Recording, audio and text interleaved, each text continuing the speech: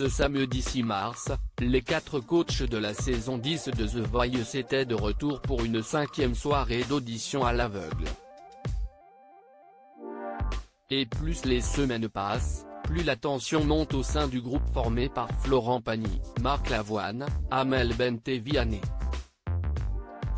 En effet, au cours de cette soirée, l'interprète de Ma liberté de penser s'en est pris directement à ses collègues après le passage d'une candidate. Cette candidate, c'est Marina Battista. La jeune femme de 18 ans est venue interpréter Never Enough, une chanson tirée de la bande originale du film The Greatest Showman. Malgré une prestation d'un assez bon niveau, elle n'a pas réussi à se faire retourner le moindre coach. Un laoupé que Florent Pagny a amèrement regretté. Le coach emblématique de The Voice s'est alors emporté contre ses collègues, leur reprochant de ne pas s'être retourné. À un moment, on ne peut pas laisser passer une petite comme ça. Elle a 18 piges. C'est justement la matière dont on a besoin. Tu as vu tout ce qu'elle nous fait? À un moment vous êtes là à dire j'adore les imperfections. Puis là, d'un seul coup, elle a des imperfections. Heureusement qu'elle a des imperfections.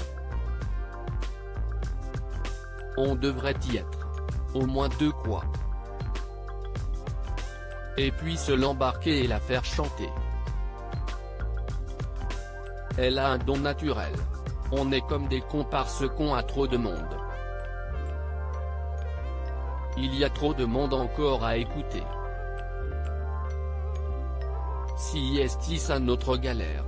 C'est pour ça qu'on ne peut pas chercher d'autres excuses. Si on avait moins de monde, peut-être que vous n'y seriez pas allé, mais moi j'y allais. Ce genre de performance, pour les téléspectateurs, on se fait défoncer, a-t-il lâché dans une séquence que vous pouvez redécouvrir, ci-dessous.